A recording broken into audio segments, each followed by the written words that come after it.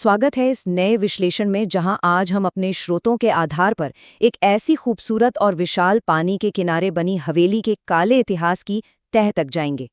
ये सिर्फ एक इमारत की कहानी नहीं है दोस्तों, बल्कि एक ऐसी घटना का डीप डाइव है जिसने पूरी दुनिया का ध्यान अपनी तरफ खींच लिया था। तो चलिए बिना वक्त ज़ाया किए शुरू करते हैं। अब इस मिस्ट्री को समझने के लिए हमें सबसे पहले खुद को एक बेहद खास वक्त से जोड़ना होगा। रात के 3:15। ये सिर्फ एक आम समय नहीं है, ये एक ऐसी डरावनी छाप है जो 112 ओशन एवेन्यू के पूरे इतिहास में बार बार लगातार गूंजती रहती है।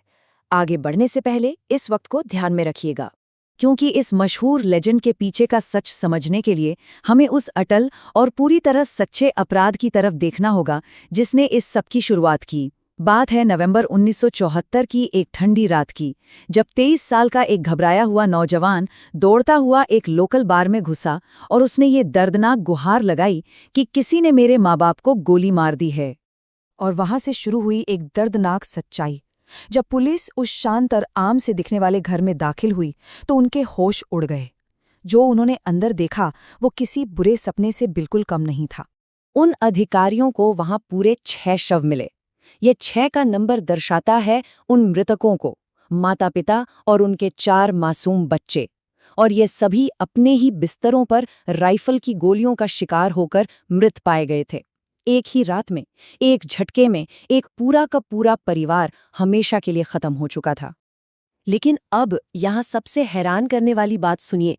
हैरानी इस बात की नहीं थी कि मर्डर हुआ, हैरानी इस बात की थी कि पड़ोसियों ने वहां एक अजीब सी डरावनी शांति होने की रिपोर्ट की। सोचिए, किसी ने कोई चीख नहीं सुनी, कोई हाथापाई की आवाज नहीं, यहां तक कि किसी को गोलियों की आवाज भी सुनाई नहीं दी। ये तुरंत एक बहुत बड़ा सवाल खड़ा करता है कि आखिर इतना बड़ा हत्याकांड बिना किसी की नजर में आए पूरी तरह साइलेंट कैसे हो सकता है। अब इस घटनाक्रम पर जरा गौर करते हैं। ये साफ दर्शाता है कि कैसे उस रोते बिलखते शोक मनाते बेटे का नकाब पुलिस की कड़ी पूछताछ के आगे कुछ ही घंटों में चकनाचूर हो गया। पहले बार में घबराहट, फिर कहानी में झोल और आखिरकार उसने अपने ही परिवार को खत्म करने का जुर्म कबूल कर लिया। लेकिन यहाँ एक बड़ा ट्विस्ट है। हालांकि पुलिस को पूरा विश्वास था कि वो अपने कोल्ड ब्लडेड मर्डर को छुपाने के लिए झूठ बोल रहा है, पर उसने जो वजह बताई उसने सबको हैरान कर दिया। उसने कहा कि घर के अंदर की आवाज़ों ने उसे ऐसा करने को कहा। और बस यही वो अजीबोगरीब दावा था जिसने आगे चलकर आने वाली उस अलौकिक कहानी का बीज बो दिया। एक ऐसा बीज जो बहुत जल्द एक डरावना पेड़ बुनने वाला था। अब आते हैं ठीक 1 साल बाद के वक्त पर। यहाँ से इस कहानी की दिशा एक डॉक्यूमेंटेड ट्रू क्राइम से निकलकर सीधा एक ऐसी अनजानी दुनिया में एंटर करती है जिसे आज तक समझाया नहीं जा सका। ये तब हुआ जब जॉर्ज और कैथी लट्स अपने परिवार के साथ इस घर में शिफ्ट हुए। इन नए मालिकों ने घर के भयानक और खूनी अतीत की दी गई सारी चेतावनियों को पूरी तरह अनदेखा कर दिया। उनका मानना था कि उन्हें बस बहुत ही सस्ते में अपने सपनों का एक आलीशान घर मिल गया है। उन्हें लगा कि जो पुरानी दर्दनाक घटनाएं यहाँ हुई थी वो पुरानी बात हो चुकी हैं। पर क्या वाकई ऐसा था? वो पूरी तरह से गलत थे। और ये 28 का अंक एक चलती हुई टिक टिक करती घड़ी की तरह है। ये दर्शाता है वो महज 28 दिन, जी हाँ सिर्फ 28 दिन, जो ये परिवार इस घर के अंदर गुजार सका, इससे पहले कि उन्हें वहां से अपनी जान बचाकर भागना पड़ा। तो आखिर इन 28 दिनों में ऐसा क्या हुआ?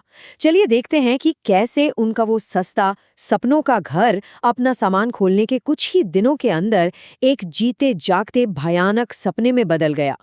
हमारे स्रोतों में जो दावे दर्ज हैं, उनके अनुसार इस खौफ की शुरुआत कुछ अजीब घटनाओं से हुई। दरवाजों का अपने आप खुलना, कमरों में अचानक ठंडक का एहसास होना। पर इन सब में सबसे अलार्मिंग बात थी जॉर्ज का हर रात ठीक उसी वक्त नींद से जाग जाना, जिस वक्त पुलिस के अनुसार डिफियो परिवार का मर्डर हुआ था, वही ठीक 3:15 पर। अगर हम इन दावों का न्यूट्रल होकर विश्लेषण करें तो हम साफ देख सकते हैं कि इस घर के हर एक सदस्य ने डर को अपने अपने बिल्कुल अलग और बेहद खौफनाक तरीकों से महसूस किया। किसी का अनुभव दूसरे से अलग जरूर था, पर खौफ पूरे परिवार पर हावी था। कोई भी इस टेरर से बचा नहीं था। ये डर और तनाव अपनी चरम सीमा पर तब पहुंचा जब इस घर को आशीर्वाद देने एक पादरी आए। उनके आते ही उन्होंने दावा किया कि उन्हें एक बेहद भयानक फुसफुसाती हुई आवाज सुनाई दी, जिसने उन्हें सिर्फ 2 शब्द कहे, गेट आउट, यानी बाहर निकल जाओ। और बात सिर्फ आवाजों तक नहीं रुकी। परिवार ने बताया कि अब उस घर ने बुराई को फिजिकल रूप से प्रकट करना शुरू कर दिया था। दीवारों पर अचानक काले धब्बे पड़ने लगे, कीहोल से हरा पदार्थ टपकने लगा। ऐसा लगने लगा था जैसे वो घर अब कोई सीमेंट और ईंट की बिल्डिंग नहीं रही, बल्कि एक जिंदा एंटिटी बन चुका था जो उन पर नजर रख रहा था और बस किसी मौके का इंतजार कर रहा था। और इस सब का असर देखिए कैसे हुआ। पिछले मालिक की टूटती हुई मानसिक स्थिति की एक दुखद समानता ध्यान देने लायक है। जॉर्ज के व्यवहार में भी एक अचानक और बड़ा बदलाव आने लगा। जैसे जैसे घर के अंदर का डर बढ़ रहा था, जॉर्ज का गुस्सा आउट ऑफ कंट्रोल होने लगा। वो घंटों तक बिना हिले बस आग की तरफ घूरता रहता था। और फिर आई वो अफरा तफरी से भरी आखिरी रात। ये स्टेप बाय स्टेप क्रोनोलॉजी उस केओटिक रात का क्लाइमैक्स है। ये वो आखिरी बिंदु था जिसने उन्हें इतना खौफजदा कर दिया कि वो अपनी जान बचाने के लिए अपना सारा सामान, अपने कपड़े, अपना सब कुछ वहीं छोड़कर हमेशा के लिए भाग खड़े हुए। और उसके बाद जो हुआ, उसने हिस्ट्री क्रिएट कर दी। जल्द ही उनकी ये डरावनी कहानी उस छोटे से शहर की हदों को पार करके पूरे देश में फैल गई। इस एक कहानी ने 112 ओशन एवेन्यू को एक आम से क्राइम सीन से बदलकर एक ग्लोबल कल्चरल फिनोमेनॉन बना दिया। यहाँ ये नोट करना बहुत ज़रूरी है कि कैसे इन 28 दिनों के खौफ को कितनी तेज़ी से कैपिटलाइज किया गया। अखबारों की हेडलाइंस से लेकर इन्हीं दावों ने कितनी ही किताबों और हॉलीवुड मूवीज़ को इंस्पायर किया और इस आम से घर को दुनिया की सबसे मशहूर हॉरर लोकेशंस में से एक बना दिया। लेकिन आज भी लोगों के बीच इस मुद्दे पर कड़ी बहस छिड़ जाती है। हमारे स्रोतों में दोनों ही पक्षों को जगह दी गई है। एक तरफ वो हैं जो इसे एक सच्ची अलौकिक घटना मानते हैं, वहीं दूसरी तरफ कड़ी आलोचना करने वाले हैं जो इसे सिर्फ पैसे और शोहरत के लिए रचा गया एक पूरा का पूरा फर्जी नाटक, एक होक्स मानते हैं। तो आखिर सच क्या है? बुरी शक्तियां थीं, इंसानी दिमाग का पागलपन था, या फिर सब कुछ सिर्फ एक बड़ा सा झूठ था? सच कहूं तो स्रोतों के इस एक्सप्लेनर के बाद भी हम पूरी तरह से बिना किसी ठोस निष्कर्ष के रह जाते हैं। ये साबित करता है कि आज तक कोई भी इस बात पर पूरी तरह सहमत नहीं हो पाया है कि उन दीवारों के पीछे वाकई में क्या हुआ था। पर सच चाहे जो भी हो, ये किस्सा और इसका डर आज तक बरकरार है।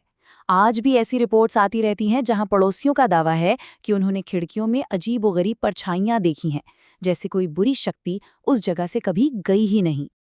और ये बात हमें घूम फिरकर वहीं वापस ले आती है जहां से हमने शुरुआत की थी, रात के 3:15। लोगों का कहना है कि देर रात ठीक इस वक्त वो पूरा घर एक अजीब और डरा देने वाली शांति में डूब जाता है, बिल्कुल जैसे वो आज भी अपने अतीत के उन दर्दनाक हादसों को याद कर रहा हो। तो इन अटल तथ्यों और सालों से चल रहे इन विवादित दावों को अगर हम थोड़ी देर के लिए एक तरफ रख दें, तो भी 112 ओशन एवेन्यू का वो काला साया आज भी वहां मंडराता है। ये पूरा विश्लेषण हमें इस बेचैन करने वाले सवाल के साथ छोड़ जाता है कि अगर कोई लंबा वक्त निकालकर एमिटीविल की उन ऊपर वाली खिड़कियों में घूरता रहे, तो क्या अंधेरे में छिपी कोई चीज वापस उन्हें घूर रही होगी?